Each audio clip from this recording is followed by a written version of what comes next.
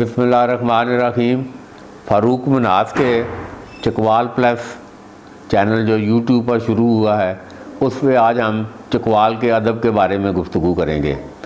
चकवाल के बारे में अमूमी ख़्याल यही था कि ये शहीदों और गादियों की सरज़मीन है, और ये बिल्कुल ये अहले चकवाल का फ़ख्र है। जिस तरह बताया जाता है कि चकवाल के हर गांव में कोई या तो किसी शहीद की कब्र मौजूद है या वहाँ पर गादी मौजूद है। तो ये एक बहुत बड़ा हवाला है इस ज़िला चकवाल की धरती का कि ये खून देने वाले लोगों की सरज़मीन है। मगर अब जब हमने इधर चकवाल में दान कौन अखबार शुरू किया और मैं भी जब इस सहाफ़त में शामिल हुआ, तो करीब से जब जांचने का मौका मिला तो ये राज सामने आया कि ये उर्दू और पंजाबी गज़ल के बानी हज़रत शाह मुराद की धरती है। तो ये बरे सग़ीर में क़याम पाकिस्तान से कबल भी वली दकनी को उर्दू गज़ल का बानी इधर बोला भी जाता रहा, लिखा भी जाता रहा। तो ये हमने जब इधर चकवाल प्रेस क्लब में एक वो सकाफ़ती काफ़िला आया, तो उसमें हिंदुस्तान के जो इधर हाई कमीशन के इधर जो थे वो भी उसमें मौजूद थे उस काफ़िले में। तो उधर हमने ये दावा किया कि ये हज़रत शाह मुराद जो हैं ये उर्दू और पंजाबी गज़ल के बानी हैं।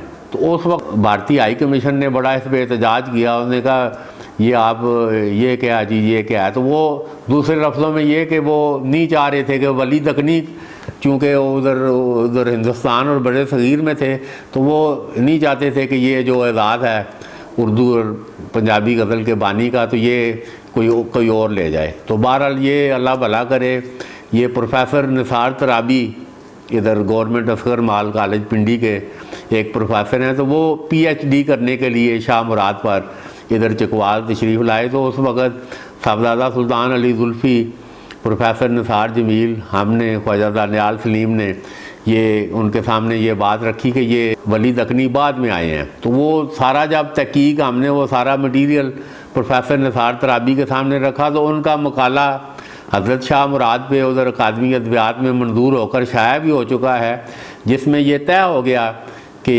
वली दकनी जो है वो हज़रत शाह मुराद के 50 साल बाद पैदा हुए हैं।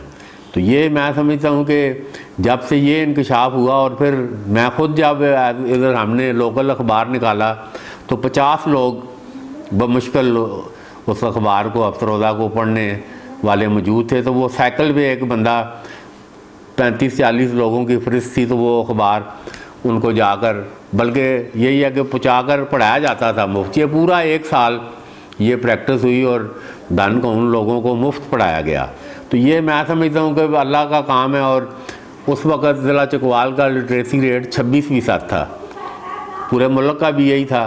तो अब अल्हम्दुलिल्लाह 2019 में ज़िला चकवाल का लिटरेसी रेट 90% है, और ज़िला चकवाल पंजाब के 36 अजला में इस वक्त दूसरी पोजीशन पर है लिटरेसी के हवाले से।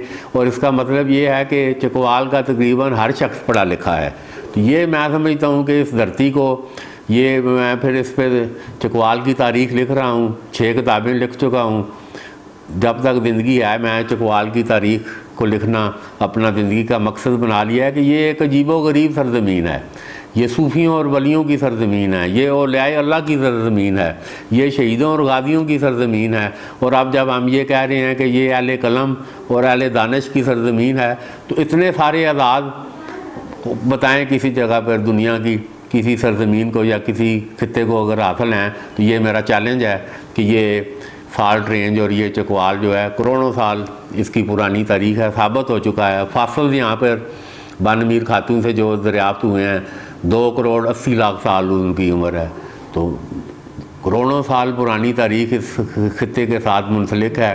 सबसे ज़्यादा खून वतन के दिफा में गुज़श्ता 72 सालों में 1200 शहीदों ने अपने खून का नजराना दिया है। हज़ारों की तादाद में इस वक्त गादी इधर जिन्होंने मैदान जंग में वतन का दिफा किया, अपाहज हुए, अपनी जवानियाँ इस मुल्क के दिफा में गुजारी। तो ये वो जुर्रतमंदों, बहादुरों और उसकी जरी लोगों की ये सरज़मीन है चकवाल।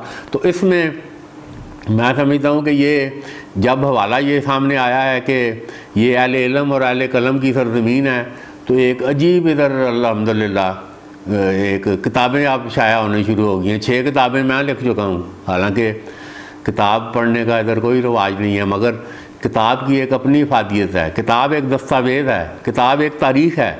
ये अभी आज जो हम इधर लिख कर जा रहे हैं, ये आने वाले सालों में ये एक रेफरेंस होगा, एक दस्तावेज़ होगी, और लोग हवाला देंगे कि ये लेट के कोई पता नहीं है कि ये दुनिया कब तक है अभी, मगर हम जो देख रहे हैं हज़ारों साल पुरानी तारीख़ इधर महफूज है, और ऐसी ऐसी चीज़ें निकल कर सामने आ रही हैं। तो ये एक तारीख़ का सफ़र है जो अल्हम्दुलिल्लाह मैं एक तारीख़ के तालिब इल्म होने की हैसियत से मैं अपना ये फ़र्ज़ सरअंजाम दे रहा हूँ, क्योंकि मैं समझता हूँ कि ये वो ख़ित्ता है, इस पर जितनी भी किताबें लिखी जाएँ, जितना भी लिखा जाए वो कम है।